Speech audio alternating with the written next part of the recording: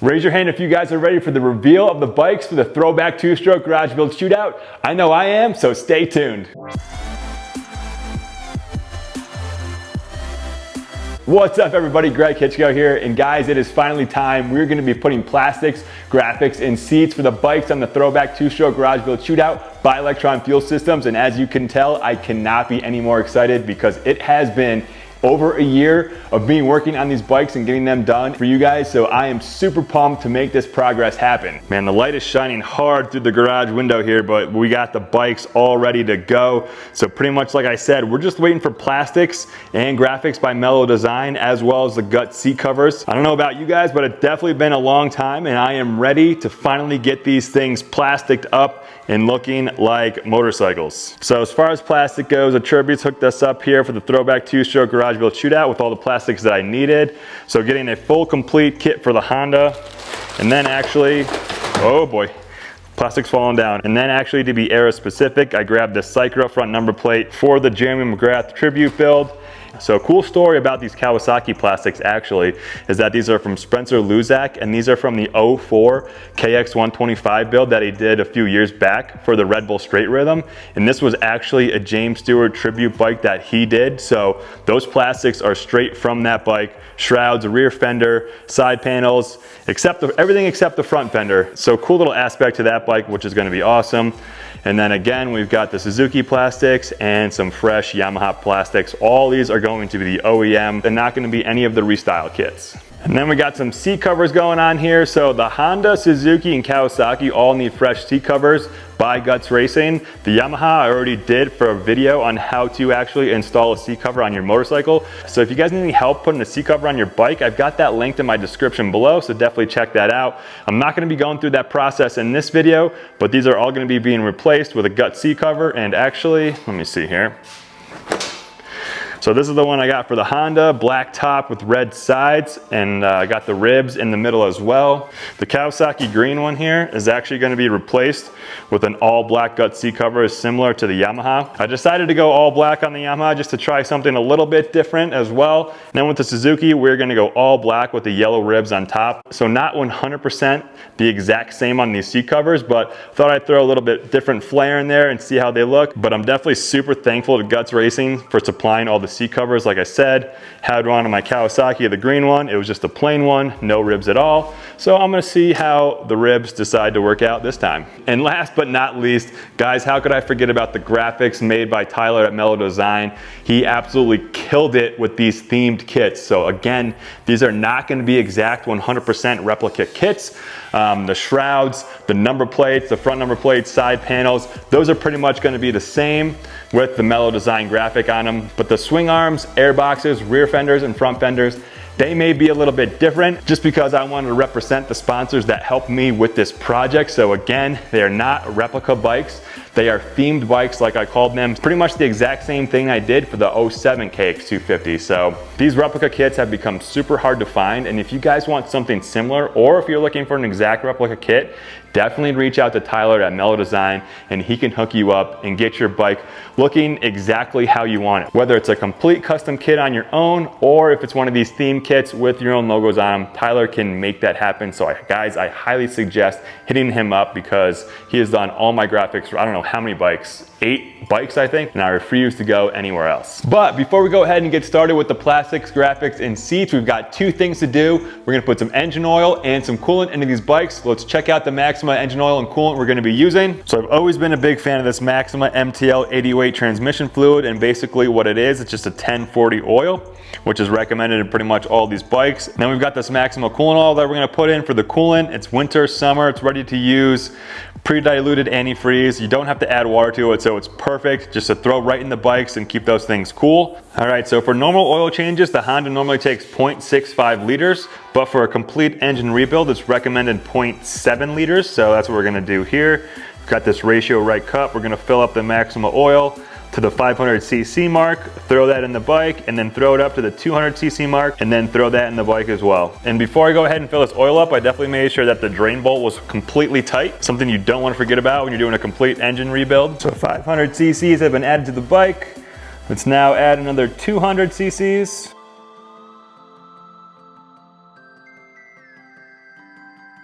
All right, one down, 4 to go. I'm gonna get the tranny fluid added to the rest of the bikes right now. All right, the Kawasaki manual didn't say to add any extra oil after an engine rebuild, so this is gonna take 0.85 liters, and it actually is right there on the case. Actually, you can see it right there on the case if you ever forget, but we'll go ahead and get that filled properly.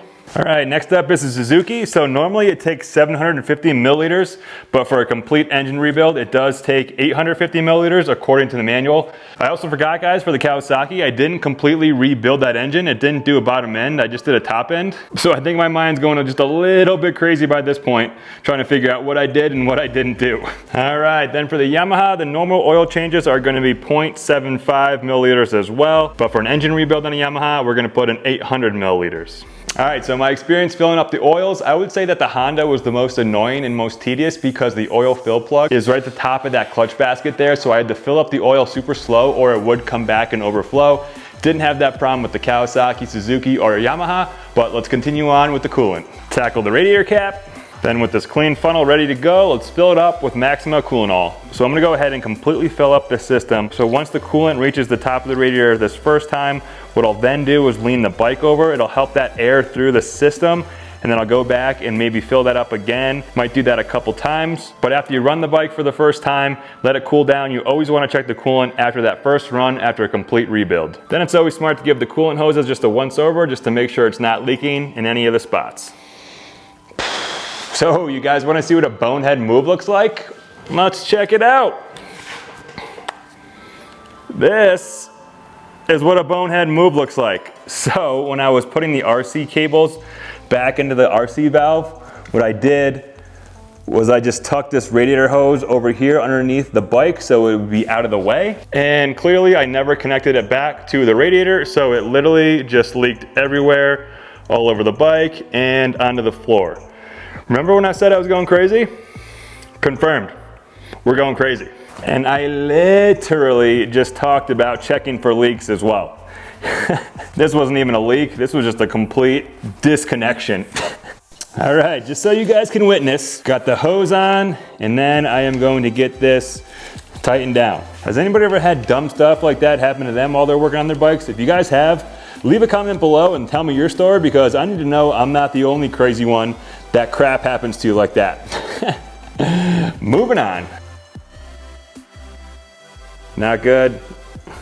We are looking at the YZ right now. Just filled up that radiator fluid, and look at this left side radiator here. Coolant pooling at the bottom of the radiator. Maybe that connection between the radiators is loose. I don't know what's going on, but this is not good. All right, guys, didn't have to look too hard, and this is definitely not good. So if we're looking right here on the radiator, if I squeeze the hose a little bit, you can see there seriously is just the slightest little crack in there. Seriously, what a kick to the junk right now. So effing deflated. You have to be kidding me. So that is definitely a bummer for sure to find out about that radiator. Am I happy? Absolutely not. But the thing is, stuff like that happens and you just gotta move on. Luckily, instead of going OEM, there's this brand called Myers. They make aftermarket radiators. It's like 175 bucks per side, and I'll just get a brand new radiator thrown on this bike for you guys. So I could get it fixed if I had more time, but since time is of the essence and I don't have any, I'm just gonna buy a brand new one and throw a brand new one on this bike. But I got to keep moving on and get some plastics on these bikes, guys. Cannot let this Yamaha stop me, so let's keep moving on. Well, I've got the YZ here, might as well go ahead and get the rear fender on.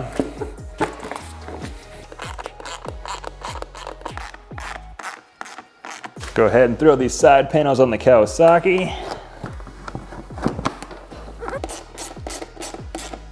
Let's get some fresh fork guards on this Honda. I feel like there's nothing cleaner on a bike than fresh fork guards. What do you guys think? Uh-oh, guys, moving on to the RM, and found that puddle of coolant underneath the engine. Oh man. Taking a closer look at it, I don't know if you can freaking see, there's coolant ever so slightly leaking between the cases there. There must not be a good top end gasket seal there for the coolant, so unfortunately, I gotta take this thing apart. Man, keep getting punched hard over here. Gotta keep rolling with them though. Holy crap. I don't even know what to say right now. Just gotta have to take the top end apart and see what's freaking going on in there, but that right there is not good because it's definitely not leaking out of the overflow as well. What we see here, that is totally dry, and if it was, it'd be leaking down there instead of there. So I took off the gasket between the cylinder and the bottom end, and you can just see like a little bit of wetness here that seems to be from the coolant. So here's the gasket, and for what you see that kind of wetness right there. So for whatever reason, this gasket must have just been faulty and failed, but it was leaking out the front of the engine here. So it was like leaking out between the bottom of the cylinder and the bottom end here. So taking a closer look at it, I ended up actually already shaving it off, but there's a gasket that goes in between the cases here. And when I put it together, I must not have shaved it off flush enough to the case. So now I took the razor, I was able to get it way flusher to that case. So maybe that raised gasket sticking up between the cases was just enough to get that coolant to leak from one of these ports here down the front of the case here through the gasket. So I'm gonna throw this back together and then see what we got, throw the coolant in, and then hopefully it will be back to working. All right guys, got this top end back on, but before I throw anything else on the bike, what I'm gonna do now is just throw in the radiators, throw in the hoses, fill it with radiator fluid, and then let it chill like this, and then see if it leaks out the front here by the cylinder gasket. And if it doesn't, we're in good shape, but if it does, we gotta take it back off and figure something else out. So here's the hoping, fingers crossed. Here we go, let's fill her back up and then see what we're working with. That right there, some bad news guys. Look at it, still dripping out of there. Man, super frustrating to figure out what is going on with this. I mean, could the cases just be that uneven? I don't know, maybe that's what I'm gonna have to do. All right guys, so switching gears a little bit, it is Monday, it's the next day. So honestly, gotta say, I was pretty defeated after finding out that that RM250 engine was still leaking after I took the cylinder off. Kind of waited for that gasket to dry out and then threw it back on. What happened is, what I thought happened was I thought the gasket between the two cases, I didn't shave it off well enough and make it flush enough against the bottom end of the cases. So I did that, I shaved it off pretty good, made sure it was pretty much flush. I was thinking about getting a new gasket, but then I actually ended up waiting on it to dry. It looked good to go, so I threw it back on, threw that top end back on, threw the radiators back on. As you saw, I threw coolant in it and it was still leaking. So I just really had to take a break. I was super bummed, down in the dumps. Thanks to my wife Samantha for kind of like helping me through it. It doesn't sound that bad, but after all this work that I put in and after feeling so close, I mean, in this video I really just plan to put plastics, seats, coolant, and the engine oil in, and then we'd be good to go. But coming to find out with the Yamaha radiator and now the Suzuki engine leaking, it's just such a bummer. So gotta say thanks to her. I had to call it a night in the garage, just sit down to some Yellowstone and watch some Sunday Night Football with her. So it's the next day. What I'm gonna do now is actually get that engine out, take the top end off. Maybe what I'm gonna do is loosen up the case bolts and maybe with a soft blow hammer kind of tap on that one side of the case to see if it does kind of level out a little bit. That's the only thing that I think may be wrong with it, is that the cases are just uneven just a little bit. Oh, and actually, so I did end up getting an OEM gasket, which seems to have just like the slightest little rubber kind of seal on it on the bottom. So that might be something that makes it not leak compared to the Vertex gasket, cylinder gasket. So I don't know, we're gonna have to see. But before I go ahead and do that, I wanna get the rest of the bikes behind me all done. So I wanna get the plastics on them. I already got a couple front fenders on the Kawasaki and the Yamaha. I wanna get the shrouds on. I actually might throw the front fender and the number plate on the Suzuki as well and kind of get the airbox and rear fender all on that bike too. So I want to get these other bikes in a good state where I can just focus on the Suzuki, because right now I've got all these different bikes just kind of mumbling and jumbling and jumbling. I don't even know what I'm saying, juggling in my head. So I just want to get those bikes done and then just focus on that Suzuki engine, which we're going to do right now. The Honda also came with these super cool washers, so might as well use them. Why didn't you guys tell me I almost forgot the radiator louvers here? Alright, time for some Team Green.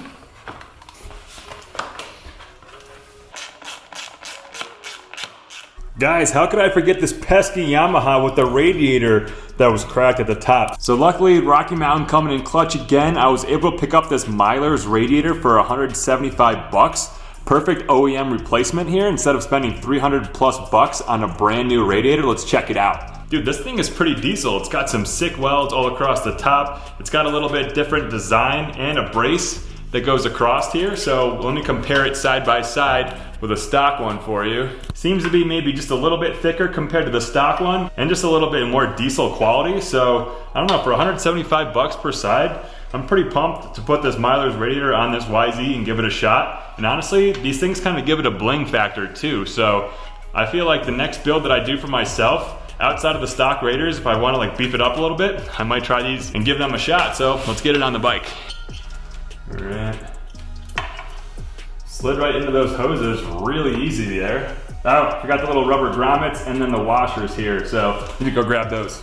Not really sure why they try to make it impossible to put those little rubber grommets on, but finally got them. All right, there we go, radiator's on.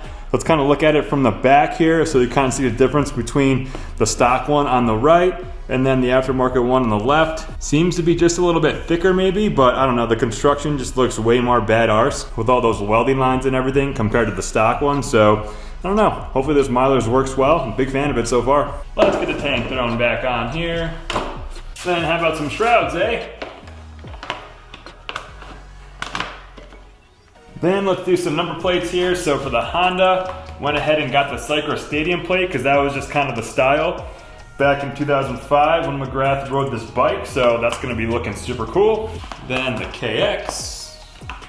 This is just the stock one. And then the Yamaha here, this one's actually the 06 style, not the 05, but heck, like I said before, close enough for government work. All right guys, so even though the Suzuki still needs some love, how about we go put the front fender on, then we'll get the front number plate on as well, just to make it look a little bit more yellow.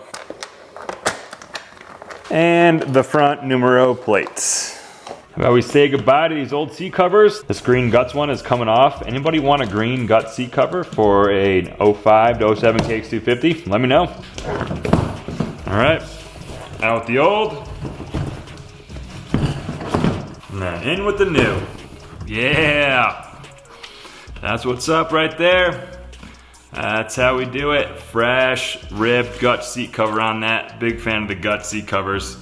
Always had great luck with them and they grip like heck. So pumped to get that switched out. Now I got 2 more to do.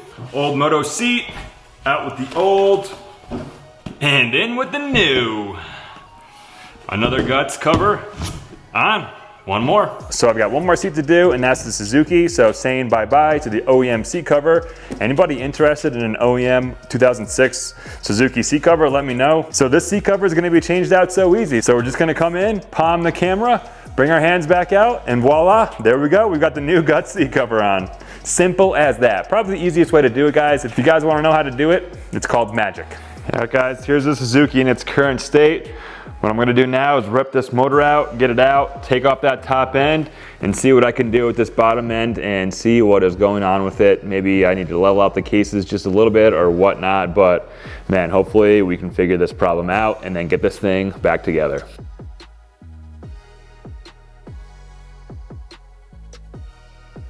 All right guys, top end is off this thing. Let's go ahead and take a closer look at it. So it seems like we're having the issue right in the front of the engine here.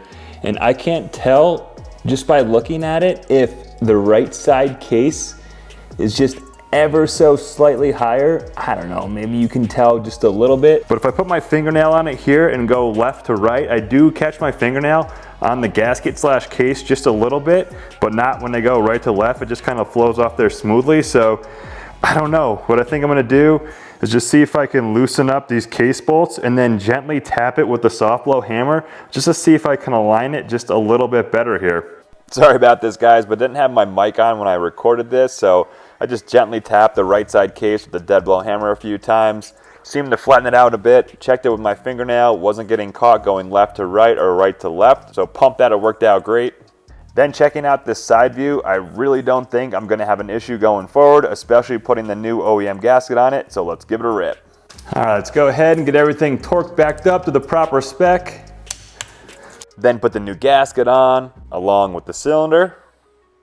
And to torque up the cylinder here, this little Motion Pro torque wrench adapter has been really nifty in helping me get this torque down. You have to do a little calculation to adjust the torque, but man, this thing works great to know that you have the exact torque on these cylinder nuts. Then we got the fat head. So we've got the Suzuki frame with an engine. I'm just gonna snap my fingers, and then just like that, we've got the engine into the frame. Since we're in, before we go any farther, what I'm gonna do is throw some coolant in it right now, fill this thing all the way up, and then fingers crossed that this thing does not leak. Come on, guys. Good vibes, good vibes. So looking at that surface between the cases and the bottom of the cylinder there, right below the exhaust port, and we are looking golden. It's only been a couple minutes, but man, that coolant was leaking pretty fast the second time I went to go throw that top end on. So what I'm gonna do now, I'm just gonna throw this cap on real quick and then wait for about 5 to 10 minutes with this pressurized system and then see if it leaks. But guys, I think we're in business. All right, guys, so I think we got this figured out. So I hope you guys can learn from my mistakes when you're doing a bottom end or a complete engine rebuild. These cases were only about 95% level. When you do it, make sure they are 1000% level or you're gonna have this same exact issue. Make sure you slice that gasket completely level with the cases as well. And I don't know if it was the OEM gasket that also helped with the little rubber strip on it, but the combination of those things, going back and fixing them, I am not having any more leaks in the RM motor. So super pumped on that. Now it's time to get this bike completely back together like all the other bikes, and then we can reveal the bikes with just the plastics, because this video went a little bit longer than I wanted it to, so we're gonna cut it short and then do the graphics reveal for the next video. Alrighty guys, we finally got this RM button back up and in line with the other bikes, and let me tell you, it is looking crazy. So you can kind of see him behind me a little bit, but let me kind of flip the camera around for you guys. And holy crap, there they are, ready to go, all in line. That's kind of like the first time I've ever seen them. I mean, I'm shooting this video literally minutes after lining that Suzuki back up with the rest of the bikes, and it just looks insane. So the one thing we do have to do next is get on those gut seat covers, and we still need to get on the graphics, which are gonna wait, which you guys are gonna have to wait just a little bit for next time. But let's check out the gut seat covers that I've got lined up on the table here. So the Honda and the Kawasaki are pretty much the same colors as they were back in those years. So the Suzuki I switched up just to flare it up just a little bit with those yellow ribs in the center, which look pretty sweet. And then the Yamaha one, I went with an all black seat cover because I think that looks really sharp as well. But now it's time to get these seat covers on the bikes and really complete them, and then have the reveal of just the plastics and the seats.